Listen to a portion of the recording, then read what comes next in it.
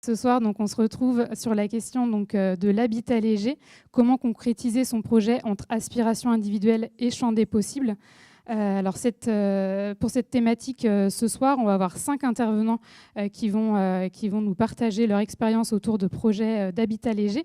Et juste avant, je vais aussi rappeler un petit peu pourquoi est-ce que le CAUE s'intéresse à cette thématique par rapport aux missions que j'ai évoquées précédemment. Donc, juste un petit rappel rapide sur le contexte territorial. Donc, nous, on travaille sur le territoire de la Loire-Atlantique. On est sur un territoire où il y a un enjeu autour du logement. On est un territoire très dynamique avec plus de 17 000 habitants par an qui viennent s'installer en Loire-Atlantique. Et en même temps, on a aussi une crise du secteur de la construction, et en particulier dans le logement neuf. Avec aussi des enjeux environnementaux qui sont forts, avec la loi zéro artificialisation nette que vous connaissez probablement, et qui nous oblige aussi à re-questionner nos formes d'habiter et nos modes d'habiter. Et l'habitat léger est une des pistes, une des réponses possibles. En tout cas, il y a des collectivités, il y a des collectifs qui se sont montés, qui ont essayé de réfléchir à ce nouveau mode d'habiter. Et qui du coup développe des projets, développe des réflexions autour de la thématique. On a beaucoup d'initiatives en Loire-Atlantique. Et ces moments de réflexion, de débat, le CAUE a souhaité aussi y prendre part dans la réflexion, pour aussi réfléchir à qu'est-ce qu'on met derrière la thématique de l'habitat léger. Parce que l'habitat léger, ça convoque beaucoup d'imaginaires avec des références qui sont très variées. Ça évoque la question du nomadisme, la question de la frugalité, de la cabanisation, parfois aussi de la précarité. Il y a beaucoup de réalités derrière l'habitat léger. Et donc nous, on voulait aussi essayer de dézoomer sur qu'est-ce que l'habitat léger. Donc on le verra dans les projets à suivre. L'habitat léger, ça peut être des projets, des modes d'habiter qui sont des modes d'habiter choisis, soit pour des raisons de conviction, par exemple environnementale, avec la volonté de moins artificialiser, d'être dans un mode de vie plus frugal, plus sobre, en essayant d'avoir un moindre impact sur le territoire. Et puis ça peut être aussi une volonté d'habiter à la fois dans un projet commun, collectif, et puis d'avoir finalement sa cellule plus intime qui soit réduite en termes de surface pour valoriser plutôt un projet collectif. Et puis l'habitat léger, ça peut être aussi, comme je l'évoquais, une réponse à un contexte complexe. Ça peut être une réponse aussi économique, une solution d'achat plus accessible que l'accession à la propriété dans le conventionnel. Ça peut être aussi une réponse provisoire à une situation. Et puis ça peut être aussi une réponse dans des contextes où on a une pression foncière importante, par exemple sur notre littoral où on a des questions de logement, à la fois logement saisonnier, jeunes travailleurs, où l'habitat léger est aujourd'hui regardé comme une solution pour pouvoir répondre à ces différentes problématiques. Alors pourquoi le CAUE s'y intéresse ? Il s'y intéresse parce qu'il questionne beaucoup de choses autour des questions de qualité paysagère, urbaine, architecturale, la question aussi aujourd'hui de la prise en compte de l'habitat léger dans les documents d'urbanisme. Comme je le disais, on accompagne beaucoup les collectivités et aussi les particuliers, mais du coup cette question aussi du cadre réglementaire est une question essentielle dans la réflexion autour de l'habitat léger. Et donc, pour toutes ces raisons-là, le CAUE participe à des groupes de réflexion autour de ces questions, et on essaye aussi de valoriser des opérations qui sont réalisées sur le territoire.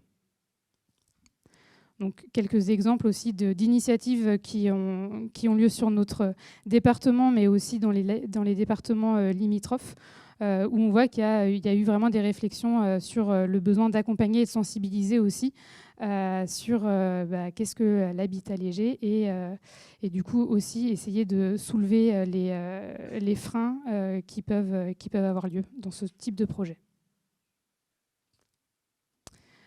Et donc l'habitat léger, pour nous, c'est vraiment un projet qui est un projet à part entière, où il y a vraiment une prise en compte aussi du contexte urbain et paysager qui permettent l'intégration réussie du projet, à la fois l'intégration urbaine, mais aussi l'intégration sociale pour l'acceptation du projet. Donc, aujourd'hui, on accueille 5 intervenants. Donc, on aura l'association Amo Léger, représentée par Maxime Lac, qui donc, a une assistance à maîtrise d'ouvrage. On aura, je vais juste passer après.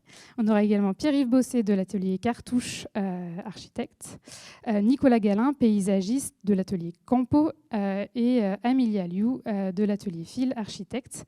Et on aura également Alexis Billet, DGS de Plessé, qui nous apportera son regard en tant que maître d'ouvrage pour un projet justement où l'ensemble de ces différents intervenants ont pu travailler et ont du coup questionné la thématique de l'habitat léger. Donc je vais laisser la parole à eux, et notamment à Maxime pour commencer, qui va donc nous parler à la fois de l'habitat léger réversible et aussi de l'association du coup Amo Léger. Alors moi, du coup, je suis Maxime Lac, référent de l'association Amo Léger sur la région Pays de la Loire, et donc ici plus spécifiquement la Loire-Atlantique.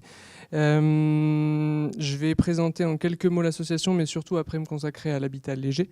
Nous, notre objectif, c'est de soulager des ménages du poids, du logement et du foncier, notamment souvent trop cher et inadapté à leur mode de vie, ou leur mode de vie souhaité en tout cas. Et aussi quand on est peu outillé en termes de compétences, connaissances sur un sujet donc de l'habitat léger, de l'habitat participatif, que ce soit les ménages ou les communes. Donc nous, on se place là.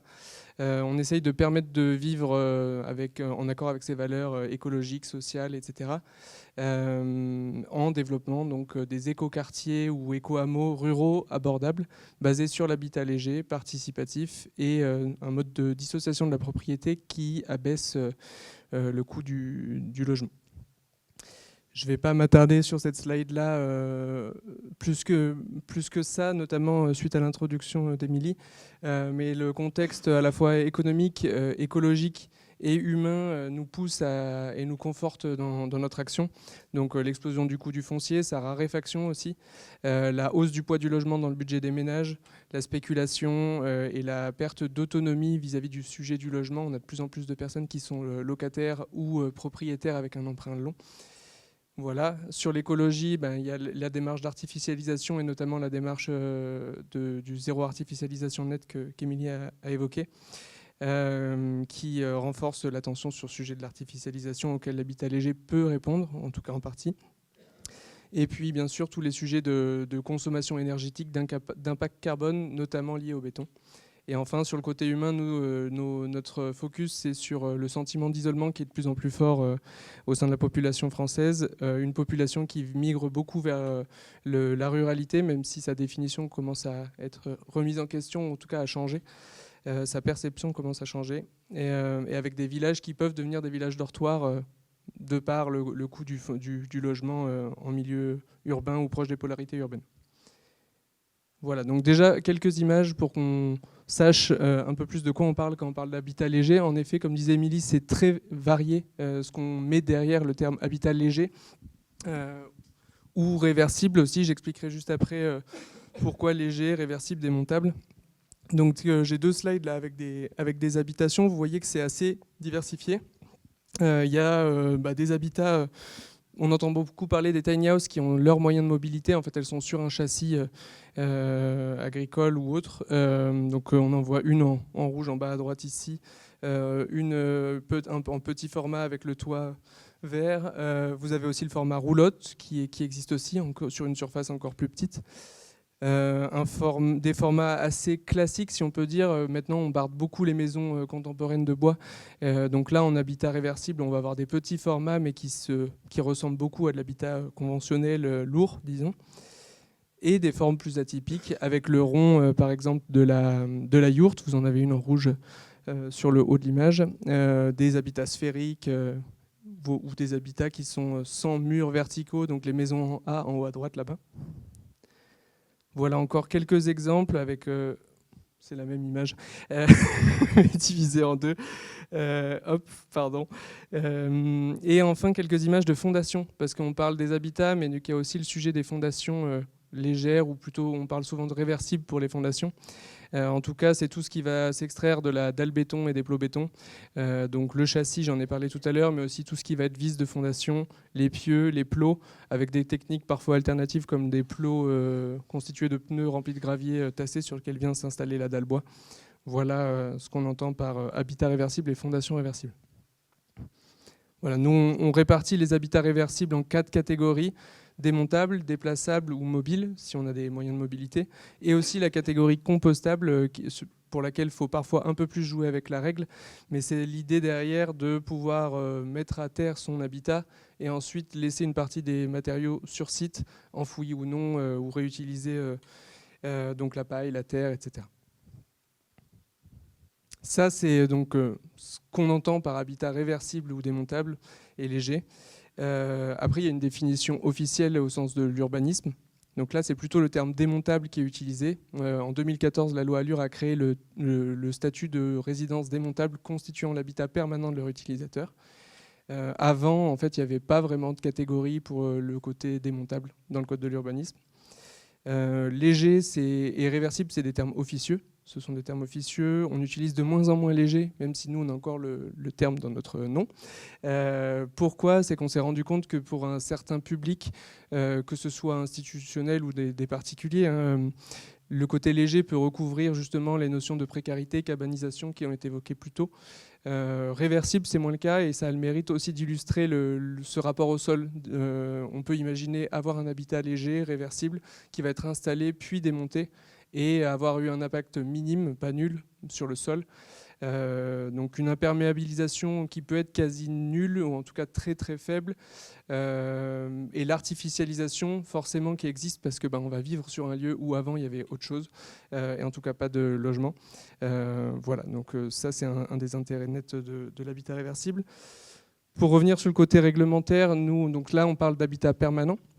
J'ai une slide plus tard qui détaille tout ce qui va être habitat de loisirs, donc les habitats légers de loisirs, les tentes, les caravanes, etc. Les résidences démontables, c'est vraiment de l'habitat permanent. Permanent, ça veut dire habiter plus de 8 mois dans l'année, même si officiellement, il n'y a personne qui vient vérifier tous les mois si on habite dans son logement. C'est plus s'il y a conflit que ça devient utile. On va avoir des fondations du coup réversibles. Dans le texte de loi, c'est marqué sans fondation, mais les fondations réversibles sont tolérées.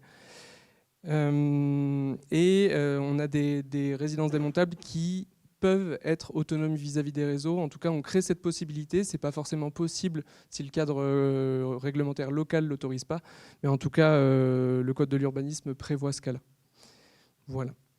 Enfin, le côté démontable, il est flou. Nous, on a essayé de militer pour préciser ce point-là, de facilement et rapidement démontable. La volonté du ministère, c'était de garder une liberté d'interprétation sur ce sujet-là, qui peut parfois être problématique. Notamment, les acteurs réglementaires vont souvent agir à minima et donc être un peu trop prudente à notre goût. Mais voilà. L'important, c'est de comparer à une maison classique, lourde, ou en béton, parpaing, etc., qui va être difficilement démontable et plutôt cassable que déconstructible. Voilà.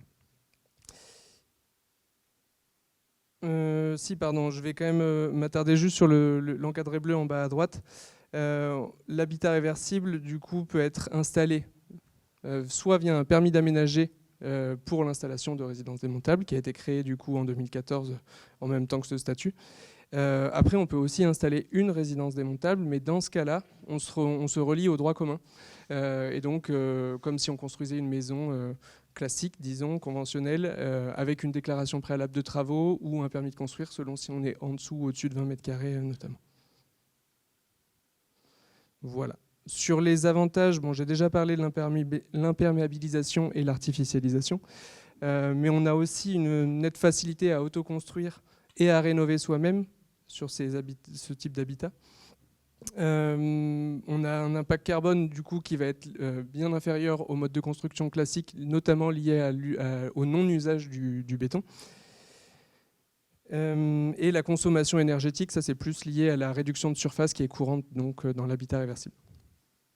Aussi, et nous on s'en sert à mot léger en tout cas, pour promouvoir des modèles où on dissocie la propriété du foncier et du bâti, ou en tout cas de l'habitat et du sol, avec donc cette option de réversibilité et de départ de l'habitat après un certain temps sur site.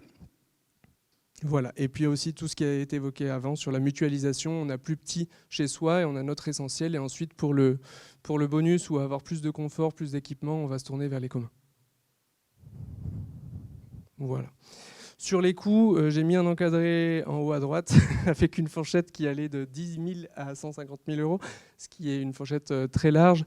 Nous, à Montléger, quand on parle aux personnes qui veulent habiter à Montléger, on précise plutôt entre 10 000 15 000 euros au plus bas jusqu'à 60 70 000 euros au plus haut, même si c'est juste pour restreindre un peu cette fourchette. Tout est possible et ça dépend notamment du degré d'autoconstruction, du degré d'utilisation de matériaux de réemploi et forcément de la surface et du mode constructif qui vont être choisis.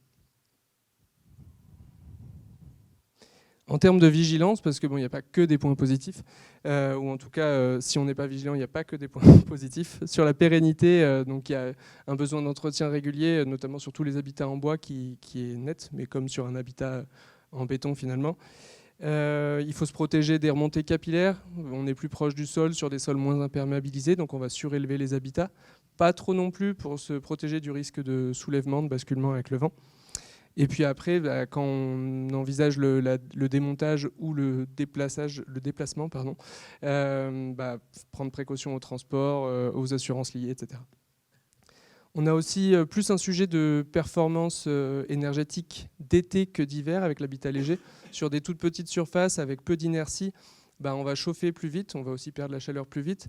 Sur l'hiver, je disais, c'est moins problématique parce qu'on chauffe très facilement ces petits volumes. Et on peut ajouter de l'inertie en utilisant des poêles qui, eux, ont de l'inertie quand l'habitat en a moins. Voilà. Pour l'été, en fait, la solution, à mon sens et à notre sens pour Amoléger, c'est de ne pas réfléchir qu'à l'échelle de l'habitat. C'est-à-dire qu'en tout cas, du logement en tant que tel, on va réfléchir à son implantation, la végétation autour, l'imperméabilisation des sols, les ombres, la présence d'eau, etc. Et aussi les usages, et les usages au cours de la journée. C'est-à-dire qu'on n'est peut-être pas obligé d'être au frais dans son habitat en plein milieu de l'après-midi quand il fait le plus chaud. On peut avoir un bâtiment commun qui a de l'inertie, qui est peut-être moins exposé, etc. Être dehors, et c'est aussi une solution. Et enfin, l'acceptabilité. Donc, en effet, l'habitat léger, ça soulève plein de points, précarisation, cabanisation, nomadisme, etc. Et des usages qui ont pu être problématiques par le passé, pas que, mais en partie liés au fait qu'il n'y avait pas de statut officiel pour l'habitat démontable. Donc, il faut connaître le contexte local, se présenter, s'ancrer. Généralement, ça permet de lever la majeure partie des freins. Voilà. Et sur le financement, qui est une des vigilances à avoir, l'habitat léger en tant que tel peut être plus complexe pour accéder au crédit bancaire. En tout cas, si on fait du léger mais fixe, c'est-à-dire ancré au sol, ça reste plus simple. Quand on est sur des légers mobiles ou démontables à proprement parler, les banques sont encore frileuses. Après, on peut faire des crédits interpersonnels, bien sûr, du financement collaboratif, des dons, ou des crédits à la consommation qui maintenant se rapprochent progressivement des crédits bancaires en termes de durée et de taux. Donc ça peut être une piste. Sur cette slide, je vais aller très vite parce que je pense que je suis déjà en train de manger beaucoup de temps et je l'ai déjà abordé. Donc l'important, c'est de bien distinguer si on installe une résidence ou plusieurs. Donc déclaration préalable, permis de construire si on n'en a qu'une seule et permis d'aménager si on en a plusieurs. C'est un permis d'aménager qui permet d'installer beaucoup plus facilement ces résidences. On a beaucoup moins de pièces à fournir et on va définir des emplacements sur le terrain où des résidences pourront aller et venir au cours du projet. Et on n'aura pas de démarche d'urbanisme à ce moment-là, à l'arrivée, au départ d'une résidence démontable. Et c'est là toute la spécificité et l'intérêt du dispositif. Et enfin, en termes de zone, en zone U, AU, tout ce qui est constructible, au même titre que les autres types d'habitats, on a le droit de s'installer. Dans les zones naturelles ou agricoles, on n'a normalement pas le droit. Et il y a des dérogations qui peuvent exister et être demandées. Notamment le STECAL dont on entend beaucoup parler, secteur de taille et de capacité d'accueil limitée, mais qui est d'une part questionnable selon les emplacements. Est-ce qu'on veut aller construire en zone naturelle ou agricole? Et aussi, il est complexe à obtenir, d'autant plus dans certains départements, certaines régions. Voilà pour ça. L'autonomie, j'en ai parlé, c'est une possibilité qui est créée par le statut de résidence démontable. Ce n'est pas obligatoire d'être autorisé d'être autonome, mais en tout cas, c'est une possibilité. Et donc, on peut joindre des pièces au permis d'aménager s'il y a une autonomie totale ou partielle vis-à-vis des réseaux. Et enfin, peut-être petite spécificité, je parlais de performance énergétique tout à l'heure. Dans le cadre d'un permis d'aménager pour l'installation de résidences démontables, on n'a pas donc à l'arrivée et au départ d'une résidence de démarche d'urbanisme et donc pas de contrôle à ce moment-là d'une attestation de RE 2020 typiquement. Voilà, contrairement à si on dépose une déclaration préalable ou un permis de construire. Ça, je vous laisserai le regarder à tête reposée. C'est un tableau qui récapitule quelques éléments réglementaires pour tous les types d'habitat léger et pas que ceux qui sont de l'habitat permanent. Nous, à Meaux Léger, on se consacre aux résidences démontables qui sont encadrées en rouge. Voilà pour ça. Nous, à Meaux Léger, on ne fait pas que le côté habitat léger et réversible. Je l'ai dit tout à l'heure, on s'en sert pour dissocier la propriété du foncier et du bâti. Donc, dans les éco-hameaux qu'on monte, il y a un petit nombre d'habitats légers, un bâtiment commun et les espaces communs extérieurs, bien sûr. Le sol reste généralement propriété de la commune ou d'un acteur tierce. Maintenant qu'on fait des projets basés sur le bail réel solidaire, ça peut être un office foncier solidaire qui est propriétaire du terrain. Les habitats restent propriété de leurs habitantes et de leurs habitants, qui co-conçoivent le projet, qui le gèrent au quotidien. C'est ça, c'est le côté participatif. Tout ça, c'est encadré soit par un bail réel solidaire, soit par un bail amphithéotique, en tout cas des baux de très longue durée, minimum 18 ans, maximum 99 ans, et nous, on agit plus spécifiquement entre, je dirais, 50 à 99 ans. Et ce n'est pas un bail de location classique qui peut être rompu si le ou la propriétaire veut récupérer son bien. Là, on est sur quelque chose qui confère un droit de quasi-propriété sur du très long terme, à l'association d'habitants et pas aux habitants et habitantes individuellement. Voilà pour ça. Et donc, on conçoit le projet avec les communes qui accueillent ces projets-là. Et on essaye de viser au maximum l'accessibilité financière. Donc bon, ça, l'habitat léger en permet une partie. La dissociation de la propriété du sol et du bâti le permet aussi. Et puis après, il y a tout ce côté mutualisation, forcément, qui aide aussi. Et là, je ne vais pas m'étendre là-dessus. En tout cas, la solution écologique, elle vient beaucoup de l'habitat léger et de la mutualisation liée au côté participatif. La solution sociale, c'est tout ce qui va être co-conception et aussi tout le temps et l'argent qu'on peut en tout cas consacrer à autre chose quand on habite dans ce genre de projet. Et donc peut-être mener des activités moins lucratives, des projets qui vont vers le lien social, vers le partage, l'entraide, en tout cas des projets ancrés dans le territoire. Et la solution économique, là j'en ai assez parlé sur la slide avant et les précédentes. Et voilà, là-dessus, nous, on a des projets majoritairement en Bretagne, même si on commence à s'exporter pas mal ailleurs, donc Pays de la Loire et le Sud-Est. On a quelqu'un dans le Sud-Ouest et dans le Nord aussi.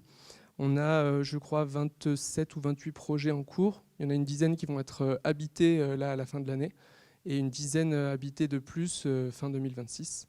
Voilà, avec une nouvelle vague de projets qui va commencer après les élections municipales. Voilà, et je vais passer la parole du coup à Alexis de Plessé, qui est DGS à Plessé. Après cette slide, nous, on a fait, avant que l'équipe de maîtrise d'œuvre arrive, une phase d'étude de faisabilité, une phase où on a permis l'émergence de groupes d'habitantes et d'habitants, en tout cas de candidats au départ, puis de groupes. Et c'est à ce moment-là qu'on fait la bascule. Nous, on reste toujours présent, mais il y a du coup toute l'équipe de maîtrise d'œuvre liée à l'aménagement et à la construction du bâtiment commun qui entre en jeu à ce moment-là. Et nous, on reste encore présent pendant 6 mois, 1 an, selon les projets, pour permettre du coup le montage concret du projet. Voilà, merci. Et du coup, je vais passer la parole à Alexis. Donc, je me présente, oui, donc Alexis Billiet, directeur général des services de la mairie de Plessé. Donc, Plessé, rapidement, on est à une 50aine de kilomètres de Nantes, au nord-ouest. Voilà, commune rurale de 5000 habitants. On est entre Savenay et Redon, pour faire simple. Alors, je vais essayer d'être le plus bref possible et je vais survoler des choses pour laisser le maximum de temps aux questions à la fin. Donc voilà, je vais essayer d'être rapide. Donc rapidement, le projet, nous on est sur 12 habitats. géré de manière collective via une association selon la méthode Amolégie qui vient de vous être présentée. Le chantier est en cours aujourd'hui, les premiers habitants sont installés, on est en train de terminer le bâtiment collectif. Voilà, je ne m'étends pas plus là-dessus. Plutôt d'abord revenir sur un peu je voulais revenir moi sur le contexte, comment le projet a émergé à Plessé et comment le projet s'est concrétisé. Et je ne m'étendrai pas sur la partie choix technique d'aménagement, etc., puisque la maîtrise d'œuvre est là derrière pour ça. Donc d'abord, le projet Amolégie à Plessé, c'est la rencontre de 4 éléments. Un enjeu, une volonté, une demande et une opportunité. Donc je m'explique. Sur l'enjeu, il a été évoqué par Maxime et Émilie. C'est d'abord un enjeu social, avec la crise du logement. Pour donner des chiffres concrets, à Plessé, en 2024, on avait une demande sur 16 en termes de logements sociaux qui a été satisfaite. Donc là, je ne parle que du logement social, pas du locatif privé, de l'accession à la propriété, mais c'est aussi très compliqué. Parce que c'est des zones qui sont devenues très demandées. On est en grande couronne nantaise maintenant. Avec une hausse continue du prix du logement sur la métropole Nantes-Saint-Nazaire et sur ce qu'est la grande couronne, maintenant à 50 km. Mais en fait, la crise du logement, ce n'est pas tant une crise de manque de logement, parce que selon l'INSEE, il y a 38 millions de logements en France, dont 3 millions à peu près qui sont vides, c'est-à-dire à peu près 8%. Alors, si on compte 2,2 personnes en moyenne par logement, ce qui est la moyenne en France toujours selon l'INSEE, c'est-à-dire que vous faites 38 fois 2,2, ça fait 84 millions de personnes qu'on pourrait loger. On est 69 millions en France. Donc, on ne manque pas de logements. Le problème, c'est qu'en fait, les logements, ils sont là où il n'y a pas de gens, et les gens sont là où il n'y a pas de logement. C'est-à-dire que si vous cherchez en Lozère ou en Creuse, je pense que ce n'est pas très compliqué de se loger, à pas cher. Par contre, en Loire-Atlantique, c'est une gageure. Ensuite, le problème, l'enjeu, il est donc social, mais aussi environnemental. L'artificialisation, on en a parlé, je ne vais pas revenir sur le ZAN, mais j'ai retenu une statistique. Sur la dernière décennie, en gros, il y a 5 terrains de football par heure qui ont été artificialisés en France. Voilà. Et au-delà de ça, aussi en termes de gaz à effet de serre, a priori, la construction, c'est 1/4 des émissions de gaz à effet de serre. Donc un secteur qui a vraiment un impact lourd en matière d'émissions de carbone. Donc là, on se retrouve face à un dilemme, c'est-à-dire qu'il faut construire du logement en Loire-Atlantique et ailleurs, dans toutes les zones attractives. Il en faut beaucoup, mais en même temps, en réduisant l'impact environnemental, donc en n'artificialisant pas et en réduisant l'impact carbone. Donc à un moment, comment on fait? Donc de ça, cet enjeu-là, il a rencontré une volonté de la mairie, donc au sein notamment du comité consultatif cadre de vie et transition territoriale, qui est piloté par l'adjoint en charge des questions de cadre de vie et de transition territoriale, donc l'urbanisme et l'aménagement pour faire simple. Je ne reviens pas sur les comités, ça remplace les commissions municipales, il y a à la fois des élus et des habitants volontaires. Si vous avez des questions sur la démocratie plécéenne, j'y répondrai après. Voilà. Et donc ce comité, il a voulu se saisir, donc les élus et les habitants qui travaillent dedans, ont voulu se saisir de ces enjeux à l'échelle de la commune. Donc comment on fait du logement en limitant l'impact environnemental. Et donc le hameau léger est apparu comme une solution, et puis il y a eu une rencontre, alors je ne sais pas exactement comment, mais Maxime pourrait le redire, entre Thierry Laure, donc l'adjoint à l'urbanisme, et hameau léger, et la mayonnaise a bien pris parce qu'il y avait vraiment une convergence de vision. Donc un enjeu, une volonté, aussi une demande, parce que l'habitat réversible, en fait, il existe déjà à Plessé de manière diffuse, donc plus ou moins dans les règles, plus ou moins déclaré, plus ou moins régularisé, mais il existe. Et dans beaucoup d'endroits en campagne, en fait, il y a une demande sociale. Alors, il y a une nécessité pour certains qui n'ont pas les moyens, mais il y a aussi une demande sociale non négligeable de nouvelles manières d'habiter. Ça vient d'être dit par Maxime. Et à ça, s'est retrouvée aussi une opportunité, parce qu'il s'avérait qu'on avait un terrain libre en zone U, donc en zone urbanisable, en sortie de bourg, dans un écrin de verdure qui se prêtait vraiment bien au projet par le cadre. Alors, en plus, c'est assez humide. Je pense que Émilie se souviendra des repérages sur terrain en converse, période humide. C'était pas top. Et donc, faire de l'habitat avec de la dalle béton sur des zones un peu humides, ça peut être complexe. Donc tout ça, ça donne un projet Voilà, j'ai pas du tout passé les diapos. Bon, ça sera envoyé, j'imagine. Parfait. Bon, bah, je vais reprendre un peu de temps pour les gens. Pensez à vous abonner à la chaîne du CIE, hein, à partager, à mettre un pouce bleu. Voilà, donc là, on reprend sur les enjeux. On reprend la présentation du hameau léger, mais les maîtres d'œuvre y reviendront dessus. Voilà. Donc, le projet, il se voulait participatif, il se voulait collectif, il se voulait accessible et il se voulait durable. Ouais, je suis fonctionnaire, j'annonce mes plans, c'est une obligation professionnelle. Donc pourquoi participatif ? Parce que les riverains et les futurs habitants ont été associés. Là, c'est ce qui est mis sur la diapo. On a des questions d'acceptabilité sociale. On arrive sur un objet un peu inconnu pour la plupart des gens. Donc on leur dit qu'on va mettre de l'habitat léger. On n'est pas très loin de la ZAD en plus, pas très loin de Notre-Dame-des-Landes. Ça peut susciter des interrogations. Donc voilà, les riverains ont été sollicités très tôt pour être partie prenante du projet et intégrer le groupe de travail. Et ça se passe très bien. Parce que quand vous réalisez que finalement vous allez avoir des petites cabanes sympas plutôt que des pavillons un peu massifs dans l'arrière de votre jardin, bah finalement c'est pas si mal. Collectif, parce que ça a été dit par Maxime, l'idée c'est que l'habitat soit géré collectivement via une association, avec un focus sur le lien social et sur l'intégration dans la vie locale. Accessible, ça a été également dit par Maxime, l'idée de séparer le foncier et le logement, bah, ça permet de limiter les coûts. Donc les habitants sont propriétaires individuellement de leur logement. Par contre, c'est l'association qui est titulaire d'un bail amphithéotique. Donc nous, c'est un bail amphithéotique administratif. Je vais y revenir pour 99 ans. On serait, là, c'est pas tout à fait fini les questions de loyer, etc. Mais on serait sur 150 € par mois et par foyer pendant 25 ans. Les 25 ans, c'est le temps, nous, d'amortir les travaux qu'on fait. Et après, sur au moins moitié moins pour la suite, pour les 74 ans qui restent. On est en gros sur un prix coûtant, entre guillemets, pour la commune. Donc, ce qui permet d'avoir un loyer qui reste tenu pour les habitants. Mais en même temps, c'est aussi un principe d'équité pour les autres habitants de la commune, parce que quand on fait un lotissement, on vend les parcelles de terrain de manière à rééquilibrer, nous, l'opération.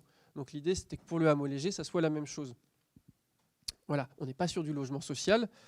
Donc l'idée, c'est que les habitants payent quand même le prix réel et que la commune retombe sur ses pattes financièrement.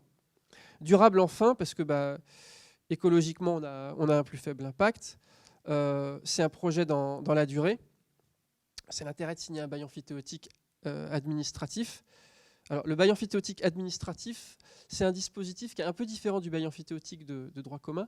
Donc, un bail amphithéotique, ça a été dit par Maxime, ça confère à l'amphithéote, celui qui prend le bail, les droits de quasi-propriété. Il fait ce qu'il veut, mais charge à lui, par contre, de payer la taxe foncière et d'entretenir le bien, de le réparer, de l'agrandir. Il en fait ce qu'il veut. Il a en gros un droit de propriété quasiment pendant toute sa durée du bail. Donc c'est un outil assez classique sur des opérations d'aménagement, de rénovation, de valorisation de patrimoine pour les collectivités. Mais l'intérêt du bail amphithéotique administratif, c'est qu'on peut y mettre des clauses en disant on vous donne un bail, on signe avec vous un bail amphithéotique, mais on y met des conditions. Ce qu'on ne peut pas faire avec un bail amphithéotique de droit privé. Bail amphithéotique classique, l'amphithéote, il a tous les droits de propriété quasiment, donc il fait ce qu'il veut, il peut démolir, reconstruire, valoriser comme il veut. Le bail amphithéotique administratif, donc, il a le mérite de sécuriser les habitants, puisqu'on reste quand même sur un bail amphithéotique de 99 ans. Donc ils sont quasiment propriétaires pendant 99 ans, ils sont libres de faire ce qu'ils veulent sur le terrain.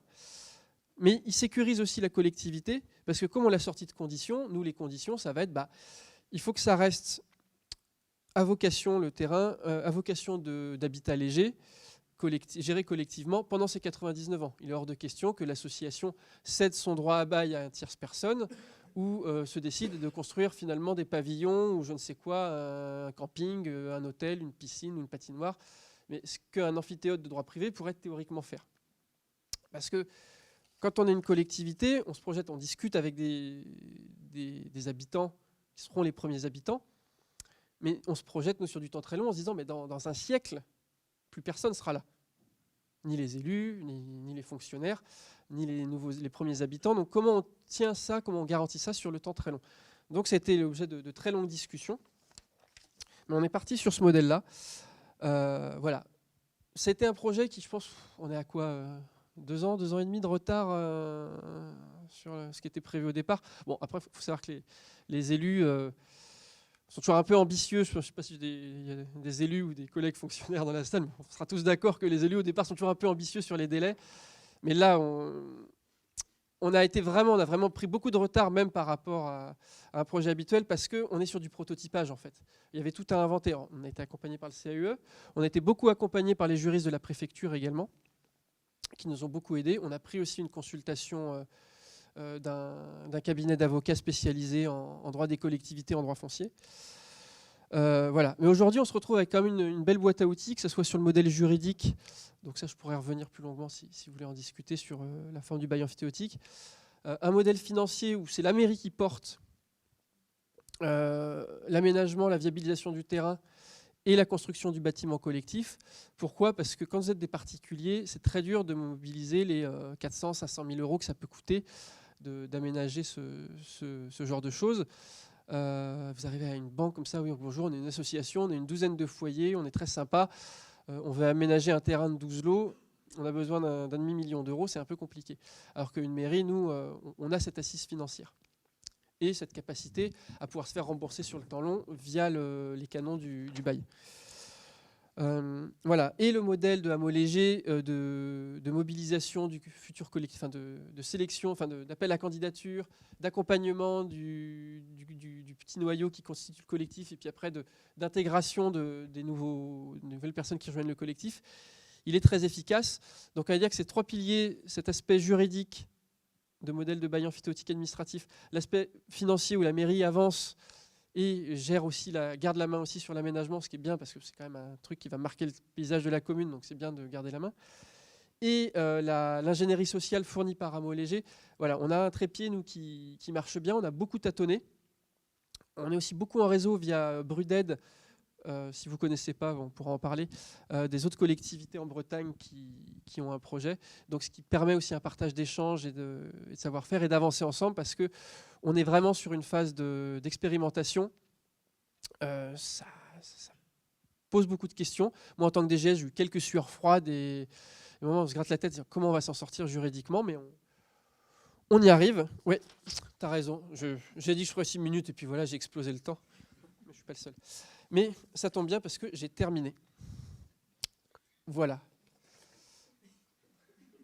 Alors, je montre quand même les photos des moments collectifs créés par la mairie avec les futurs habitants-habitantes. Là, nous, la maîtrise d'œuvre, on n'était pas là dans ces moments-là. Donc, c'est des moments qui aussi se sont passés soit avant, soit en parallèle de la phase de conception et de réalisation, et qui sont des moments précieux dans l'élaboration du projet. Cette maquette que nous n'avions jamais vue et qui est faite par la mairie et les habitantes. Là, on vous a donc raconté plein de phases en amont du projet de conception. Donc, il faut imaginer que, comme le disait Alexis, c'est un projet d'innovation, donc avec que des choses qu'on ne sait pas vraiment faire et qu'on ne sait pas trop comment les faire, et on met de l'énergie à le faire. Et à un moment, il y a le programme qui est à peu près ficelé et on choisit des architectes et des paysagistes pour accompagner la phase vraiment de conception. Et donc c'est à ce moment-là que nous 3 et d'autres, certaines sont dans la salle, d'autres sont ailleurs, entrent en jeu et on vient s'agréger à ce gros paquet de gens qui ont travaillé sur le projet, et on vient se rencontrer. Donc l'équipe de maîtrise d'œuvre, l'atelier Fil, l'atelier Cartouche, donc 2 agences d'architecture, Campo, agence de paysage, et puis ECR, bureau d'études, voirie, réseau divers, gros sujet sur la viabilisation d'un hameau léger. Et donc on vient rejoindre le collectif Marcotte, hameau léger, la commune, les riverains-riveraines qui ont déjà été intégrés et qui continuent à être intégrés dans le processus de conception. Et puis un peu plus tard, les entreprises de construction arriveront.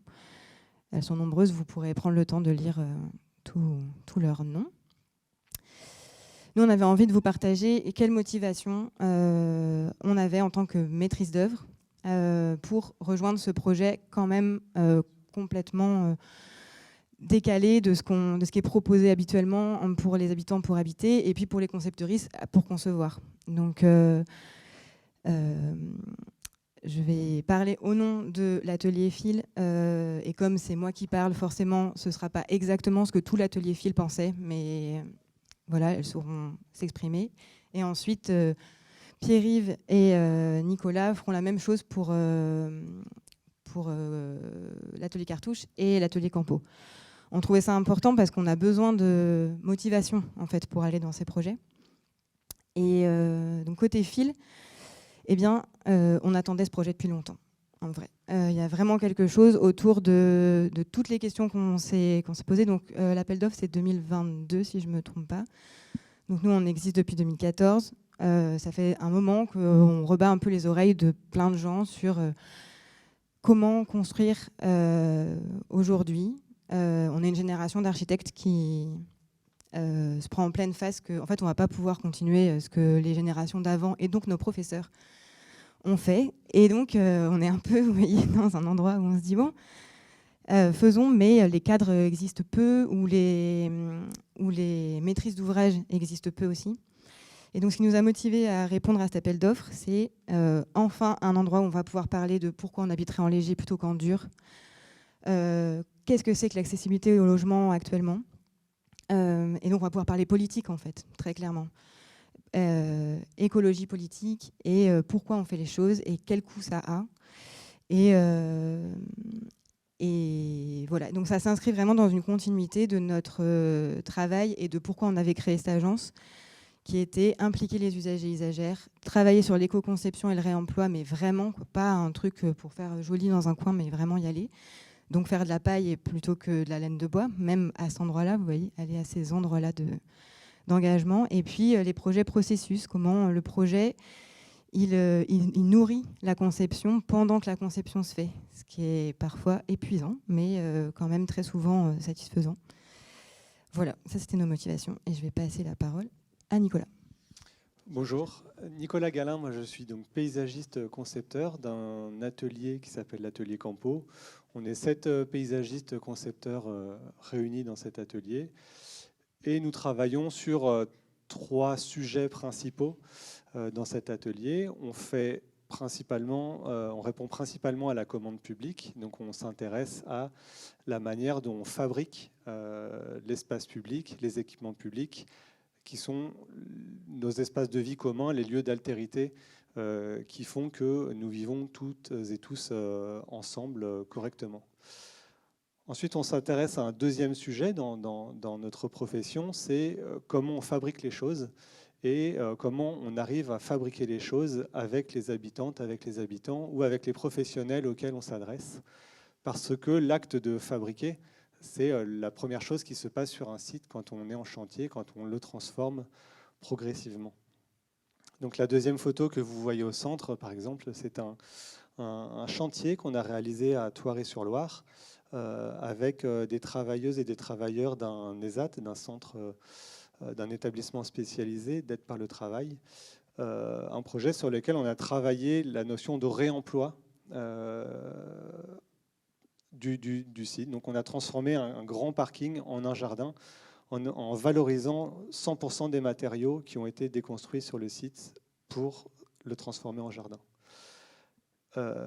Et la troisième image que vous voyez, c'est le troisième volet de notre profession, c'est la question du vivant, la question des milieux vivants. Et comment aujourd'hui, dans un cadre de réchauffement climatique qu'on sait bien décrire aujourd'hui malheureusement, comment on arrive à s'adapter à cette situation-là et quelles solutions on construit, on fabrique pour pouvoir continuer à vivre sur nos territoires harmonieusement. Donc là, c'est un projet que vous avez peut-être tous et toutes vécu, c'est Transfert à Rezé, un projet qui prenait place sur l'actuel ZAC Pierre-Mille-les-Îles, où pendant 5 ans, on a travaillé cette expérimentation de l'acclimatation du végétal sur un site très particulier, très hostile, puisqu'il s'agissait d'un sol composé de la déconstruction, de la démolition des abattoirs de la métropole. Et donc on a travaillé cette palette végétale Et on a observé la manière dont cette palette végétale s'ancrait, réussissait à se développer sur le sol. Donc la question du hameau léger, pour rejoindre Amélie, c'était pour nous aussi cette question de comment on travaille une artificialisation particulière des sols, donc une artificialisation très respectueuse des sols, comment on essaye d'économiser aussi l'artificialisation, donc de la contenir, d'essayer de ne pas consommer trop le site qu'on va vous montrer après. Et puis comment on travaille ce sujet ensemble, c'est-à-dire comment, avec les habitants nouveaux et futurs, on arrive à construire un projet collectivement. Et donc nous étions 3 structures. Voilà, donc merci Nicolas. Donc moi je suis Pierre-Yves Bossé, je représente l'atelier Cartouche Architecture. Nous sommes à Rezé et donc on travaille sur des projets très variés et notamment de logement. Et ça faisait donc ce projet, d'abord on était quand Amélie nous a proposé de participer à cet appel d'offres, on est très, très content d'avoir cette occasion de travailler avec l'atelier Fil et puis aussi avec Campo. Il y a beaucoup de choses qui ont été dites et dans lesquelles on se retrouve énormément, donc énormément de valeurs en commun. Et puis pour nous c'était d'une part la possibilité de poursuivre un travail avec la commune de Plessé. On avait déjà travaillé pour eux et avec une configuration un peu particulière tout à l'heure Alexis a parlé du travail démocratique à Plessé qui est quand même singulier et c'était plutôt intéressant. On avait envie de poursuivre dans cette voie. On avait envie aussi de vérifier si eux aussi si c'était réciproque. Et puis il y a un autre, donc c'est la première image que vous voyez, ça se passe à Plessé. Le deuxième point, c'est que chez Cartouche, on fait énormément de projets participatifs et que évidemment ce projet d'hameau léger faisait écho justement à ces démarches participatives et de co-conception au sens large. C'est des démarches qui nous sont chères. Elles rendent généralement les projets plus riches. Elles nous secouent un peu parfois, mais on trouve que c'est aussi plus intéressant, que ça facilite l'appropriation à venir des projets, que ça pérennise globalement les projets par la justesse des propositions qui sont en fait issues de l'intelligence collective et qui nous semblent justement souvent plus judicieux. Et puis, pour la troisième partie, ça faisait aussi écho aux soins qu'on a et à l'envie qu'on a chez Cartouche d'avoir une maîtrise environnementale et en l'occurrence, donc évidemment qu'on garde sur chacun de nos projets. Et puis ici, tout particulièrement, il y avait cette notion de rapport au sol qui était intéressante, de frugalité, aussi donc à travers des surfaces. Tout à l'heure, je m'attacherai plutôt à parler du bâtiment commun, mais l'habitat léger, et même individuel, révèle aussi et illustre cette attention à travers des matériaux qui sont soigneusement choisis aussi dans ce contexte environnemental, climatique qu'on connaît, qui a été décrit. Et puis aussi avec tout un travail sur l'eau. On parlait tout à l'heure du terrain humide. Alors c'est aussi donc une attention au site. C'est aussi quand on habite sur ces éléments-là, on a parlé aussi de la frugalité. Voilà, comment on fait, quelle attention on a à notre consommation et à l'usage de l'eau en général. Donc c'est plein de valeurs comme ça qui faisaient écho à du travail qu'on avait déjà. Alors voilà le site sur lequel on a travaillé et sur lequel le hameau léger s'est implanté. Donc ça, c'est une photo du site qu'on a visité avant même de proposer à la commune notre offre. Donc on a visité le site, on a imaginé la méthodologie de travail qu'on allait proposer à la mairie de Plessé après avoir visité le site. Le site, donc il fait 4 hectares, donc c'est 4 terrains de foot, juste à côté du hameau du Coudray, donc l'un des villages de Plessé. Donc il est en périphérie d'un lieu qui est déjà habité. Il y a déjà des habitants, il y a déjà des réseaux, il y a déjà des routes. C'est un site qui a été un peu chamboulé. Il n'a pas été choyé dans sa vie. Ça a été un site agricole, donc il y a eu notamment du pâturage. Et puis il a servi à un moment de de décharge, notamment de déblais. Donc le sol n'est pas d'excellente qualité, il est très argileux. C'est un site qui est en pente, qui est très beau, parce qu'il a une très belle géographie. Il est en pente, il est très vallonné, et il donne sur un paysage en fond de composition que l'on voit, qui est un ensemble de hameaux très bocagés, avec une rivière qui passe en bas. Donc il y a une présence de l'eau qui est très forte. Là, on est en hiver, on voit la pièce d'eau qui est en bas de l'image, avec cette brume qui remonte de l'eau, du sol, pardon. Et puis, cette magnifique haie de chêne, vraisemblablement une ancienne haie bocagère qui a été jardinée, donc on ne voit plus la structure agricole, mais il nous reste ces très beaux arbres. Et une voie ferrée juste à côté aussi, qui n'est plus utilisée depuis très longtemps, mais qui vient, encore une fois, artificialiser ce site, le couper d'une logique hydrologique géographique. Donc on a un site qui est en même temps une sorte de jardin, de très grand jardin de 4 hectares, un site qui est un ancien terre agricole, et puis un site un peu pollué en fait. Et donc, on imagine, la commande de la commune de Plessé, c'était non seulement d'intégrer le hameau léger, mais aussi de repenser le parc. Et donc, on est dans une interaction très forte entre de l'espace public et de l'espace collectif à usage d'habitation.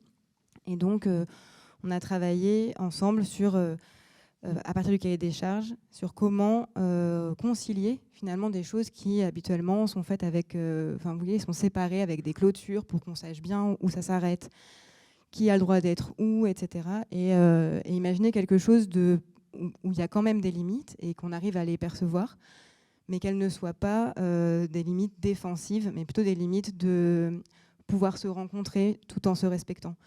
Et donc, on a travaillé avec cette topographie, le fait que le site est en pente, donc le haut de l'image est plus haut que le bas de l'image dans la réalité aussi. On descend du haut de l'image vers le bas de l'image. Et donc, il y a le hameau léger sur la... désolée, je suis un peu pas très bien latéralisée. À la gauche, en haut à gauche, avec les habitats en blanc et puis le bâtiment commun en gris plus foncé en haut du hameau.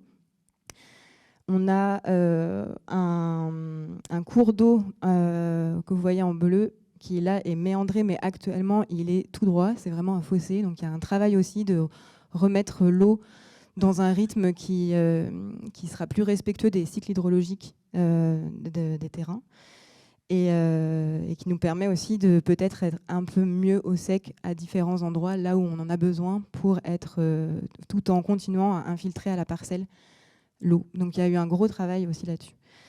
Et puis, on en parlera après si on a le temps parce qu'on est très en retard, mais il y a donc ce projet de parc, c'est vraiment un parc public avec un équipement et un usage pour tous les PCN, PCN. Et donc, il y a un ruristade. Je ne sais pas si vous connaissez les city-stades, qui sont des espaces grillagés dans lesquels les gens peuvent aller jouer, surtout les garçons et tout ça. Et bien là, c'est un ruristade, donc on s'adapte au territoire et on critique les autres dispositifs. Et on propose quelque chose de beaucoup plus ouvert et d'intégré dans la pente, dont Nicolas pourra parler si on arrive à rattraper notre retard sur le reste. Et donc la question qu'on se pose en répondant à cet appel d'offres, c'est quel chemin on va prendre pour faire advenir ce hameau léger. Parce qu'on a bien conscience de toutes les contraintes qui ont été décrites par Maxime, par Alexis, et les contraintes de site, etc. Et en même temps, il y a le besoin que ce projet il voit le jour, qu'il fasse référence dans le milieu de l'aménagement et dans notre département. Et donc, voilà, donc on se pose un peu la question et on arrive avec une flexurte en plein hiver avec les habitants-habitantes et on se demande un peu comment ça se monte et qu'est-ce que ça donne l'habitat léger à cet endroit-là. Du coup, on avait envie de vous parler de 3 échelles entremêlées, l'échelle de l'habitat individuel, l'échelle de l'habité en collectif et l'échelle de l'habité un territoire et surtout un hameau et donc des espaces publics. Et toutes ces questions de relation et d'accueil de l'autre, tout en se préservant pour que ça dure 99 ans, mais sans doute plus. Voilà. Et donc, on avait envie de vous présenter l'échelle d'un habitat léger. Donc ça, c'est un projet de l'atelier Phil. C'est une tiny house, comme en parlait Maxime. Donc c'est un habitat sur châssis. Et les questions qui nous sont venues dans l'habitat, une fois qu'on a gagné l'appel d'offres, on s'est dit, bon, ça y est, on a un petit peu de sous pour réfléchir l'habitat léger. On va le faire encore plus que quand on le fait sur notre temps personnel. Et ce projet-là nous avait déjà permis de nous poser beaucoup de questions qui étaient, OK, habiter léger, c'est chouette, ça a plein de vertus, mais est-ce que c'est confortable ? Est-ce qu'on arrive à un niveau de confort qui est le même que l'habitat en dur ? On a posé les questions de confort d'été, aussi confort d'hiver, parce qu'on me dit, oui, on peut chauffer, mais dans une yourte, quand on met en chauffe et s'il n'y a pas assez d'inertie, au milieu de la nuit, il peut quand même faire 4 degrés, quoi. C'est pas toujours hyper confortable.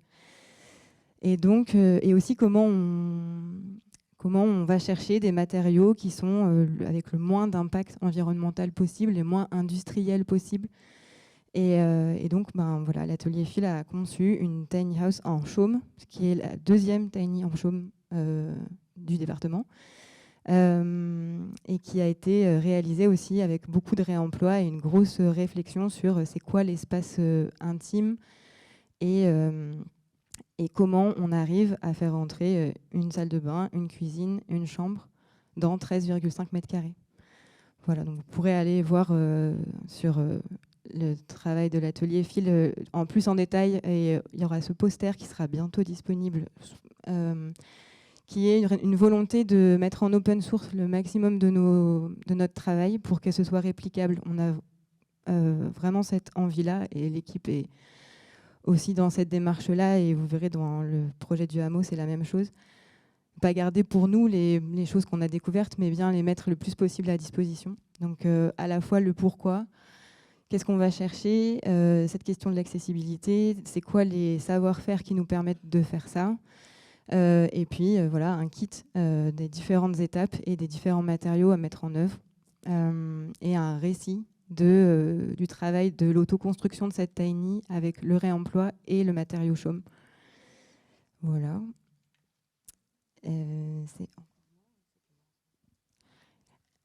Je change d'échelle. Désolée, ça va un peu vite, mais voilà, c'est comme ça. Là, on se retrouve à l'échelle de l'organisation collective de l'habitat. Donc, on met toutes ces tiny, ou ces yourtes, ou ces pas yourtes, ou ces cahutes. Il y a pléthore de modèles qui correspondent aux besoins de chaque personne ensemble, et on essaie de trouver une manière de fonctionner qui soit la plus équitable possible aussi. Parce qu'on a évidemment des bâtiments qui vont être à des endroits plus ensoleillés, un peu moins, des parcelles un peu plus petites, comme il y a une pente, vous imaginez bien que remonter la pente pour aller au bâti commun ou ressortir, voilà, on n'est plus au même rapport avec l'entrée, avec le passage, donc ça peut être positif ou négatif. Donc on a l'atelier partagé, pas du tout, le bâtiment commun qui intègre l'atelier partagé, qui est en entrée du hameau, avec toute cette surface imperméabilisée pour l'accès des secours et pour du stationnement pour les personnes à mobilité réduite. On essaie vraiment de faire le moins possible, mais on tient aussi à la sécurité des personnes. Donc voilà, on fait des arbitrages. Une noue plantée à l'ouest de la parcelle qui permet de mieux vivre le voisinage avec les personnes déjà en place de l'autre côté, et qui permet aussi d'avoir un espace pour venir amener les habitats légers ou les enlever dans les périodes sèches. Un potager partagé qui était prévu dans le projet en bordure du hameau pour le hameau, mais ouvert aussi un peu plus au public, et puis ce méandrage du fossé dont je vous ai déjà parlé.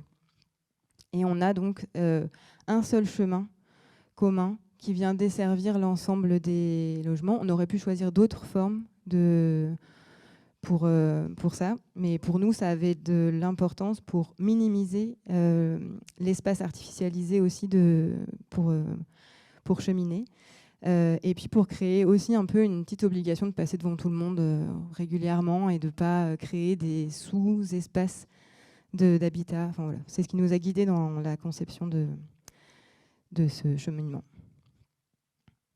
Et dernière chose, après je passe la parole, pour maintenir aussi dans la durée les engagements, il y a eu un travail de charte du hameau, Donc ça, c'est une charte qui n'a pas une valeur légale très forte, mais qui est un contrat moral d'engagement entre la mairie et le hameau, et qui est réciproque. C'est-à-dire, c'est des choses qui sont, sur lesquelles on a travaillé collectivement pour se mettre d'accord sur on engage ces choses-là qu'on va faire perdurer dans ce hameau, d'un côté et de l'autre, les différentes responsabilités, et qui comportent tout un tas de pages. Enfin, il y en a vraiment beaucoup. Là, on est avec page 88-89. Sur, voilà, on va cheminer comme ça, et on remet l'historique de pourquoi on a décidé ça. Quels sont les enjeux, quels sont les positionnements qui nous ont permis de choisir. Voilà. Et je passe la parole à Pierre-Yves. Super vite, parce que c'est pas le plus important. En fait, on vous a juste mis cette petite frise là qui récapitule en fait 4 ans de travail, et c'est pas fini. Où notamment sur les premiers mois, on a fait tout un travail de co-conception à travers des rencontres, des ateliers avec la maîtrise d'usage et Hameaux Légers, l'association. Donc ça, c'était des cotech, des copiles avec les VIP de Plessé, les techniciens, les élus de Plessé, où on expliquait aussi ce qu'on avait commencé à travailler avec eux, avec les usagers, les futurs usagers, ce qu'on avait décidé, mais c'était encore des ateliers où on discutait et on co-concevait avec d'autres interlocuteurs. Et puis, ponctuellement, on avait aussi des ateliers de préfiguration sur site. Tout à l'heure, Nicolas va en parler, où là, c'est encore plus la main dans la terre, les pieds dans la boue, et on discute. Ça apporte aussi une autre échelle et un autre angle d'attaque. Voilà, juste pour dire qu'aujourd'hui, on verra tout à l'heure. Pardon. On verra où on en est en ce moment.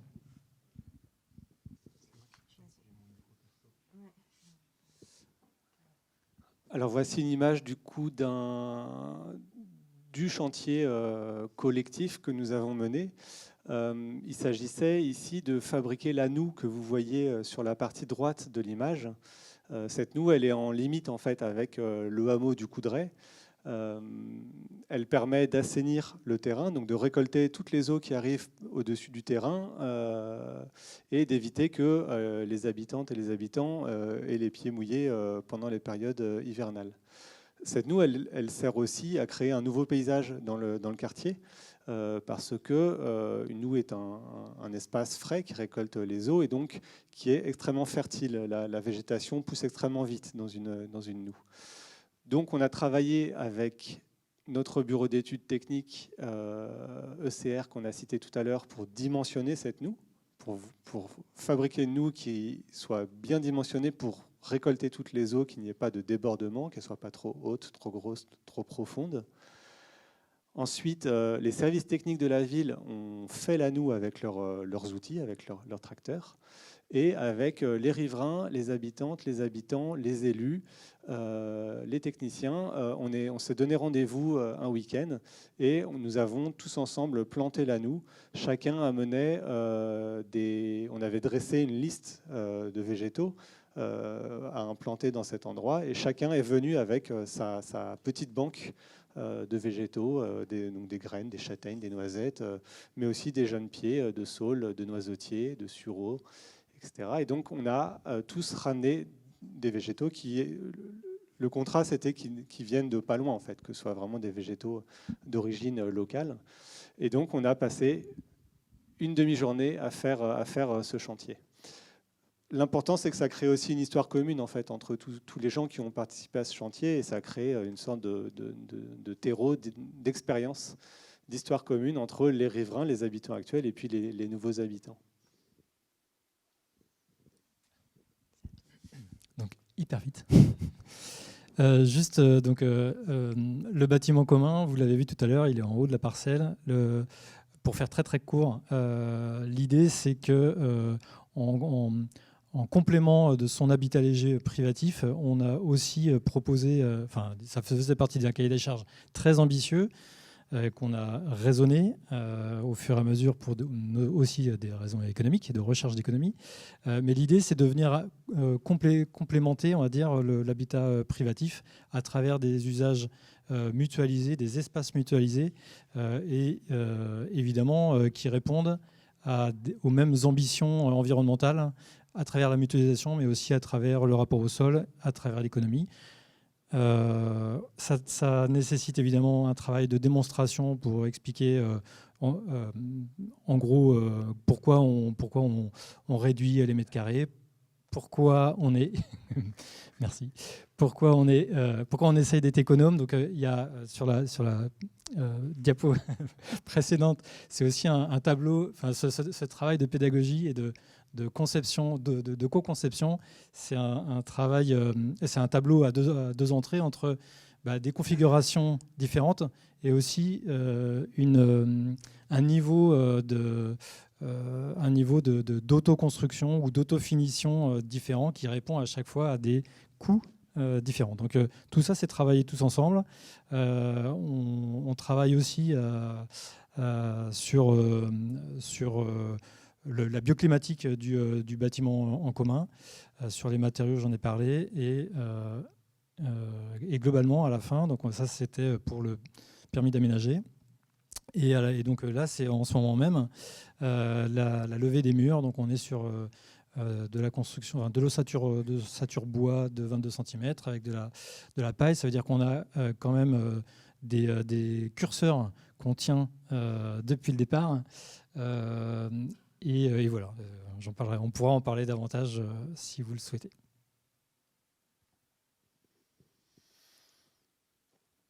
Donc le hameau qu'on a beaucoup décrit, il fait 7000 m². Donc c'est 1/5 du site en fait. Et ça a été le premier travail qu'on a fait avec les élus, avec les marcottes, c'est d'essayer de trouver l'espace de ce hameau sur ce site. Un espace qui soit pas trop grand, pas trop petit aussi pour être vivable, de trouver les interfaces, la manière dont on glisse de l'espace habité du hameau qui doit être confortable, donc qui doit aussi contenir une certaine intimité. C'est pas un espace public partagé par les autres habitants de la commune. Et réfléchir aussi du coup à l'ensemble du site, c'est-à-dire les quasiment 3 hectares et quelques qu'il reste sur le site. Donc on a évidemment un site très grand avec la volonté d'avoir une sorte de parc rural offert aux habitants de Plessé. C'est un projet qui est ambitieux, qui pourrait coûter très très cher si c'était un parc classique. Et donc on a travaillé non pas sous une logique d'investissement lourd, de se dire on va fabriquer un gros parc et tout le monde serait hyper content. On a cherché à travailler sur la notion du temps long. Donc on a fabriqué un plan guide, c'est-à-dire une sorte de mode d'emploi à destination de la commune. Donc on l'a fabriqué évidemment avec la commune, avec les élus, avec les techniciens toujours, avec les riverains, à la programmation de ce parc, aux conditions de fabrication de ce parc. On a rédigé cette notice et aujourd'hui la commune, elle a ce document-là qui lui permet de fabriquer au fur et à mesure le parc sur 1, 2, 3 mandats, sur 5, 10, 15, 20 ans. Donc voici une synthèse de ce plan guide avec les principes qui fondent ce parc. C'est révéler le paysage du vallon, donc là c'est la beauté géographique de l'endroit que l'on veut souligner. Révéler aussi un clin d'œil à l'art des jardins anglais, parce que sur le site il y a de l'eau, il y a ce vallonnement, il y a ces grands arbres, il y a des belles pelouses, il y a un lavoir, il y a plein de petites choses comme les folies qu'on peut voir dans les jardins anglais. Donc il y avait aussi cette dimension culturelle de parc, de jardin qu'on voulait introduire dans ce paysage plutôt rural. Ensuite, la notion plus technique de préservation des sols vivants, on avait commencé à le travailler en essayant de concentrer le hameau et de garder le maximum d'espace naturel et d'espace ouvert. La revitalisation du patrimoine végétal, parce que les arbres que vous voyez tout à l'heure sur la photo sont assez âgés, donc il faut aussi l'entretenir, mais prévoir son rajeunissement, prévoir les nouveaux arbres qui pourront prendre la relève des grands arbres par la suite. Et puis d'utiliser vraiment la gestion, le jardinage par les services techniques comme étant un outil très très performant pour transformer le parc, le site petit à petit en parc. Donc sur cette image, vous voyez les grands axes de composition en rouge qu'il faut absolument conserver, et puis ce grand rectangle blanc qui est à peu près au centre d'un des axes de composition, qui est le Ruristad que décrivait Amélie tout à l'heure. Donc voici l'une des pages du plan guide qui est « Comment fait-on pour fabriquer ce Ruristad et quels sont les ingrédients importants ?» Respecter la pente, respecter la composition du site, respecter le sol, trouver des matériaux qui soient non pas des matériaux artificiels, standardisés, industriels, qui soient parachutés sur le site, mais d'essayer de trouver une fabrication de bancs, de cages de foot qui correspondent à l'esprit du site, à l'âme du site. Je pourrais vous le décrire plus tard. Et puis, ça, c'est une image. Là, on est en été cette fois-ci. C'était le deuxième atelier de préfiguration que nous avions fait. Une fois qu'on a établi la position de ce Ruristad, ses dimensions, qu'on a expliqué pourquoi c'était intéressant de le mettre là, eh bien, toujours avec le même groupe de personnes, nous sommes allés vérifier sur site ce que ça voulait dire. Donc, on est arrivé sur le site avec une débroussailleuse, une faux et une tondeuse, et on a dessiner le Ruristad dans cette superbe prairie pour vérifier comment ça marchait. Donc on a pu régler certaines choses. On s'est dit qu'il manquait cruellement d'arbres en fait autour de ce Citystad, par exemple, pour pouvoir jouer en été. Donc on a ajouté au plan guide de nouveaux arbres pour venir ombrager le Ruristad. Voilà, on les voit dessinés en haut à droite. Et puis on a essayé ensuite en fin de journée le Ruristad, évidemment pour voir comment il fonctionnait. Et c'était chouette et personne ne s'est blessé. Mais on a eu très chaud. On arrive à la fin de notre présentation. Là, c'était juste pour vous montrer ce travail fin sur la co-conception qui rythme la démarche et qui vient la nourrir. Alors parfois ça fait un peu des redites ou des moments où on a l'impression qu'on n'avance pas, mais ça nous a permis de créer vraiment une culture commune et de discuter de choses de fond qui serviront aussi dans d'autres projets et pas seulement pour celui-là. Donc il y a un peu ce truc-là de bon, là on prend le temps et comme ça la prochaine fois ce sera plus ancré, comme nous en tant que concepteuristes, plus on fait les projets et plus aussi on se nourrit de notre expérience pour avancer. Et donc, on voulait terminer sur la question de la réplicabilité. Parce qu'on fait tout ce travail et on vient ici au CAUE pour justement faire en sorte que d'autres projets émergent sur ces questions-là et enrichissent la possibilité. Donc, on voulait vous partager ce qui est arrivé grâce à ce projet pour nous comme élément important. Ce projet-là, puis d'autres expériences plus satellites. Mais voilà, donc... Pour nous, il y a préalable à la réalisation du projet et les conditions de réussite. Cette diapositive-là, elle nous paraît être celle qui doit circuler le plus possible pour que toute collectivité ou groupe de particulières qui voudraient se lancer dans un projet puisse avoir une sorte de vision des choses indispensables. Donc la programmation, pour nous, il est vraiment très important de prendre le temps de fabriquer le cadre du projet. Et ça peut être extrêmement frustrant parce que il y a beaucoup de sujets, beaucoup de concepts, beaucoup de choses à apprendre et donc c'est un peu long et on n'est pas encore dans le faire. D'où la préfiguration pour se redonner un peu de l'air à différents moments, faire des choses pour de vrai, pour tenir ce côté très... c'est pas un marathon, c'est vraiment une course de fond. Voilà. Et donc s'entourer de professionnels qui ont une expérience et une appétence pour le sujet. Parce qu'il peut y en avoir qui n'ont pas beaucoup d'expérience, mais qui ont de l'appétence, donc ne pas les oublier complètement non plus. Construire une culture commune, et ça veut dire encore un peu de temps, et puis des ateliers. Aller visiter, lire des choses, mais faire ça collectivement et pas chacune dans son coin, parce que sinon ça bloque au moment où on se partage les choses. Il y en a qui ont l'impression ça fait 2 ans qu'ils sont sur le sujet et là il y a une nouvelle eau qui arrive et il faut tout lui réexpliquer. Donc plutôt essayer de le faire ensemble. Se projeter dans le temps long, donc ça veut pas dire prendre du temps, ça veut dire regarder vraiment loin Et donc, réfléchir à économiser les sols, valoriser les ressources et les savoir-faire locaux et biosourcés, réemployer les matériaux du site ou du coin, adapter le projet au changement climatique, donc pas produire un projet qui aurait pu marcher dans les années 40, et puis bon, bah voilà, on est en 2025, donc c'est plus possible. Oula, il n'y a plus le temps. Voilà, et constituer un cahier des charges clair et précis. Aussi, ne pas hésiter à aller dans la précision à ce moment-là, parce que les cahiers des charges trop ouverts, bah, ça peut donner plein de pistes, mais ça peut aussi faire refaire le travail. Réglementaire, bah, préparer ou disposer d'une zone constructible dédiée à l'habitat léger, parce que sinon bon, franchement, il ne faut pas y aller. Donc ça peut vouloir dire avoir ce qu'il faut dans sa commune, mais aussi militer pour plus collectivement réfléchir à où est-ce qu'on veut construire demain, et peut-être en interco, peut-être à d'autres échelles. Et financier, ben, disposer d'un budget cohérent vis-à-vis du niveau d'innovation et de l'engagement du projet. Et ça, ben, c'est pas facile, mais on vous encourage très fort à le faire, pour que tout le monde ait, que ce soit de côté maîtrise d'ouvrage ou maîtrise d'œuvre, et aussi les habitants habitantes, aient les moyens de tenir aussi ces projets-là. Les freins, ben, c'est l'inverse, une programmation incomplète, un budget sous-évalué ou mal réparti. Il y a aussi besoin de mettre un peu d'argent dans les phases amont pour que les phases d'après elles soient plus fluides.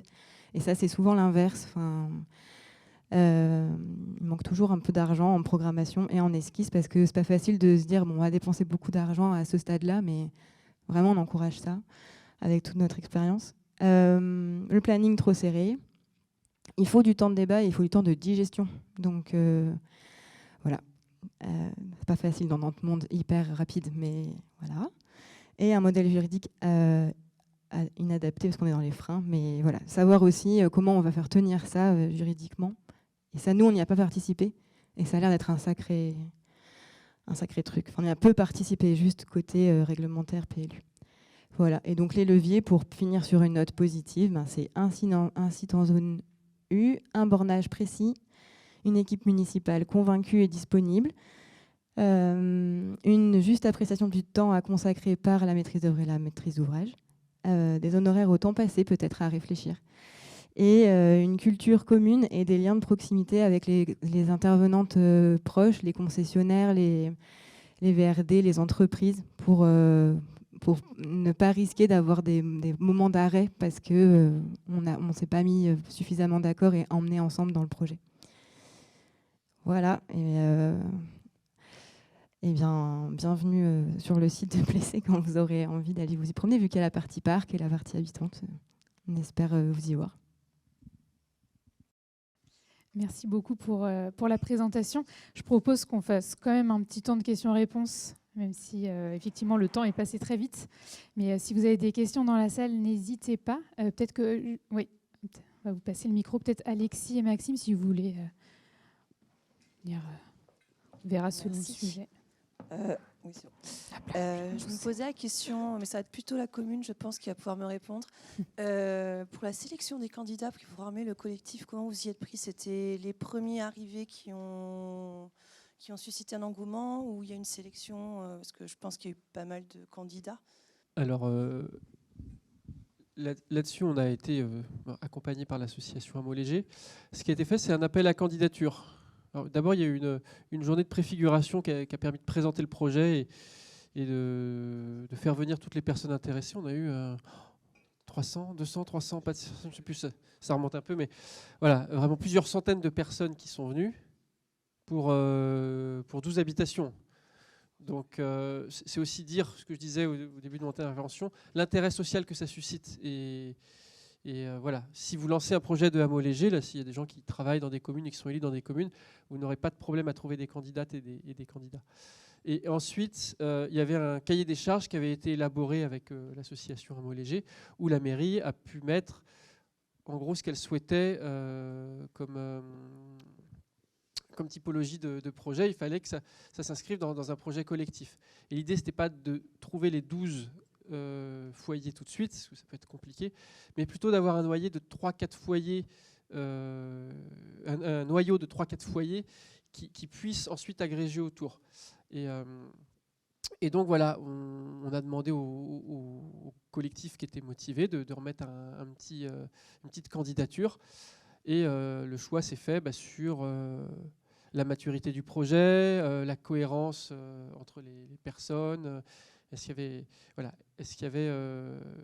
qu'on sentait que la mayonnaise prendrait? Est-ce qu'ils étaient assez ouverts aussi à accueillir d'autres personnes? Est-ce que ça marcherait?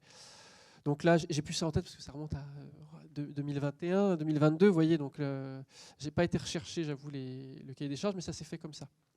Et c'est hyper important d'avoir cet appel à candidature ouvert, parce que dans le cadre de la signature d'un bail amphithéotique, on est comme quand on signe une autorisation d'occupation temporaire du domaine public. Il faut que ça se fasse après un appel à concurrence, entre guillemets. Il faut qu'il y ait une certaine publicité si on ne veut pas avoir d'ennui juridique. Donc c'est une phase à ne pas négliger, cet appel à candidature. Une autre question? Merci. Moi, j'avais une question sur le cadre réglementaire qui, pour le moment, est quand même relativement flou et ça a ses avantages et ses inconvénients. Et justement, je me pose la question si ce modèle-là, il vient à être de plus en plus vu et entendu, forcément, ça emmènera des choses positives, notamment avec une démocratisation, en tout cas plus de liberté, j'imagine, donnée à ces pratiques-là, mais aussi peut-être l'accaparement de ce modèle-là par des personnes qui ont une intention de rentabilité, parce que c'est très souvent ce qui se passe quand il y a une bonne idée, elle est vite récupérée pour en faire quelque chose de rentable. Et du coup, je me pose la question, si pour le moment, il y a ce flou, c'est intéressant, comment est-ce qu'on peut faire aussi en imaginant que potentiellement, dans quelques années, ce modèle-là va être tenté d'être récupéré par des personnes plus ou moins bien intentionnées, on va dire, d'un point de vue social surtout, quoi.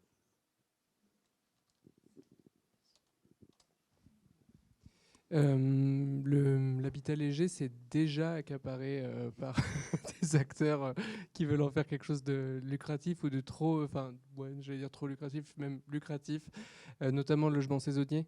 C'est pas toujours pour des mauvaises raisons. Tout à l'heure, il y avait une illustration de la commune de Grandchamp et il y avait par exemple des entreprises qui n'arrivaient pas à loger les nouvelles recrues.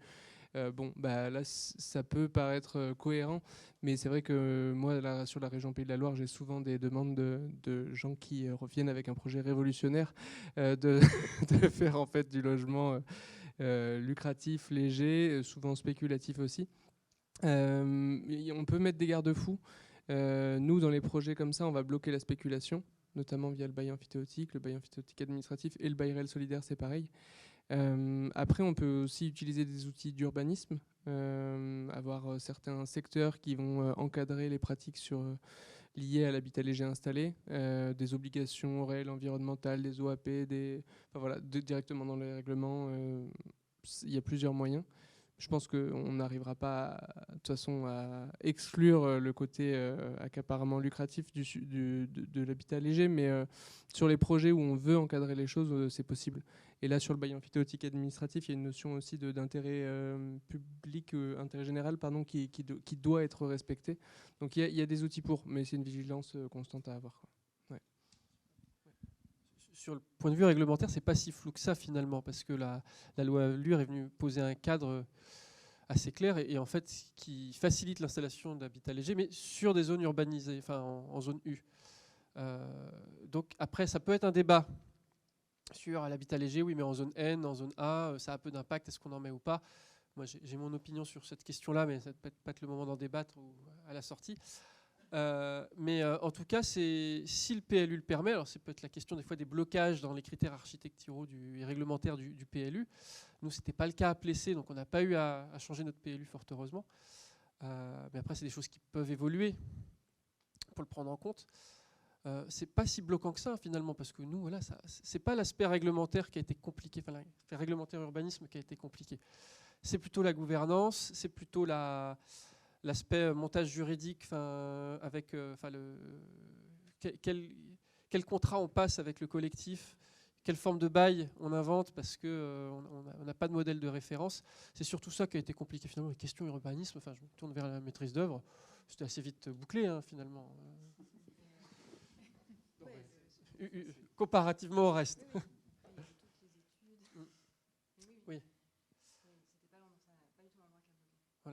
Et c'est vrai que pour revenir sur votre retour d'expérience, moi je partage, et je sais pas si tout le monde me voit dans le fond, et je dois reconnaître que la collectivité là-dessus, on est un peu tombé dans ce piège. Enfin, si on peut revenir sur les écueils. Voilà, on est un peu tombé là-dedans sur une programmation incomplète. C'est-à-dire qu'en plus, on n'avait pas qu'un projet d'habitat, puisqu'on avait aussi ce projet d'aménagement de parc à côté. Projet qui n'était pas... projet d'habitat était fait par l'adjoint à l'urbanisme, le projet de parc était fait par l'adjoint sport et culture, donc deux élus différents, pas forcément la même vision, et on aurait dû aller vers prendre une mission de programmation avant. Et c'est ce qui est dit, des fois on a toujours tendance à vouloir trop vite sauter les phases programmation esquisse parce qu'on a l'impression que c'est clair dans la tête de tout le monde de ce qu'on veut faire, et en fait on arrive avec des chiffrages incomplets, et des plannings pas forcément bien calés. Et surtout, la phase programmation, c'est le moment où on réfléchit avec les futurs habitants sur ce qu'on met dans le bâtiment collectif, ce qu'on met dans les parcelles, etc., comment on les organise. Et ce qui fait que si le programme il est bien propre, et quand le maître d'œuvre arrive, lui, il est là pour faire des plans, son travail est beaucoup plus facilité. Donc il faut vraiment... Ça coûte de l'argent, c'est vrai, mais de toute façon, on le repaye à un moment parce que maître d'œuvre, il va venir vers nous en disant non, mais là, vous me redemandez des trucs en plus, des réunions, enfin, remettre un peu de sous parce que sinon, je ne vais pas y arriver. Donc, il ne faut vraiment pas négliger. Moi, c'est le message que je passerai aux collègues fonctionnaires et aux élus, c'est voilà, ne sautez surtout pas la phase de programmation, surtout sur des projets un peu novateurs comme ça, pour faciliter le travail en phase maîtrise d'œuvre après. Sur le financier aussi, nous à Plessé, ça va, on n'avait pas si mal calculé notre affaire parce qu'on a la chance d'être une commune de 5000 habitants avec un directeur des services techniques qui connaît un peu son métier, donc qui a su un peu à la grosse dire si on était OK. Mais je vois sur les retours d'expérience des collègues dans les communes plus petites, dans le réseau Bruded, là, il y en a certains, ils sont partis un peu short et ils se retrouvent un peu coincés maintenant avec des engagements qui sont pris auprès des futurs habitants. Donc pareil, il faut... Ça revient à la phase de programmation qu'il ne faut vraiment pas louper parce que cette phase de programmation va permettre, avec un professionnel qui sait faire des chiffrages, de dire ce qui est réaliste de mettre comme enveloppe. Et donc de savoir après, c'est à ce moment-là qu'on se dit comment on dimensionne le projet, comment on dimensionne les loyers, est-ce que c'est OK pour les futurs habitants, est-ce que c'est OK pour la mairie, et si oui, on part, sinon on revoit le projet, mais avant la phase maîtrise d'œuvre absolument.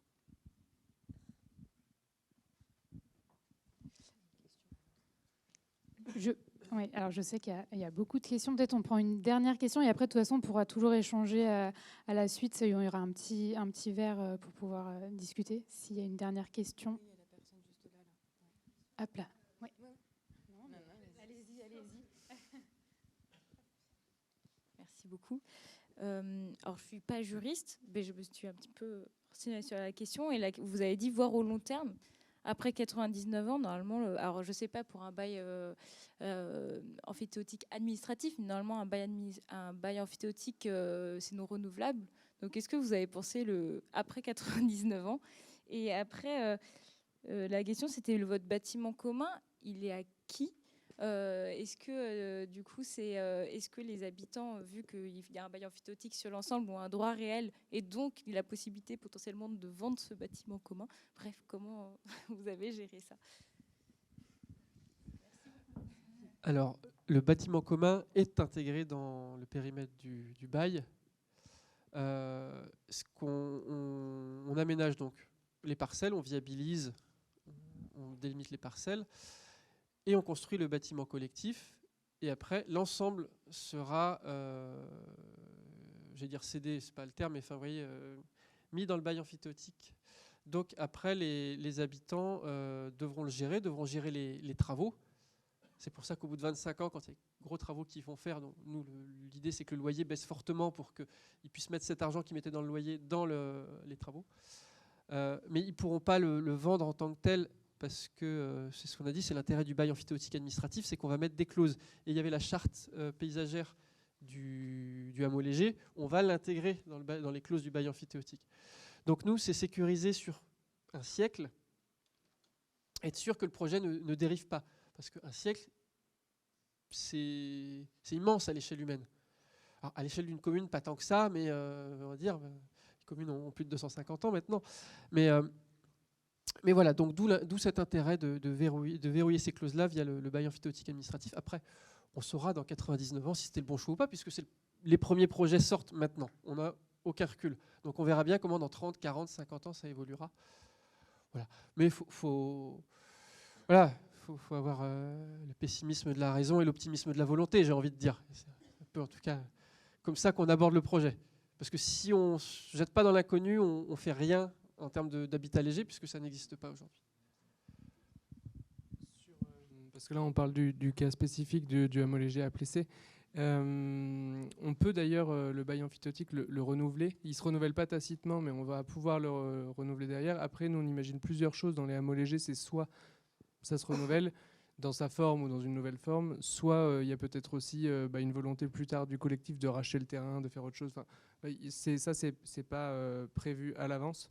Après, on prévoit sur les dernières années ou les dernières décennies du projet de retravailler ces questions-là.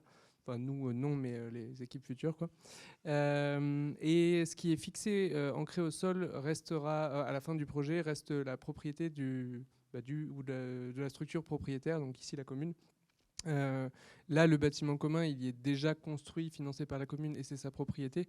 Nous, on a des projets où ça va être le collectif qui va être propriétaire de son bâtiment commun, le construire. S'il est ancré, maçonné, là, il deviendra propriété de la commune en fin de bail. S'il est démontable, on peut justement le démonter et partir avec. Et une des clauses qu'il y a dans le bail emphytéotique, et je pense qu'elle est aussi dans le bail emphytéotique administratif, si je ne me trompe pas, c'est qu'on n'a dans tous les cas pas le droit de dégrader, de faire perdre la valeur au bien. Et donc, s'il y avait un bâtiment commun existant sur le terrain, par exemple, on ne peut pas aller le détruire ou le démonter ou le vendre pour cette raison-là.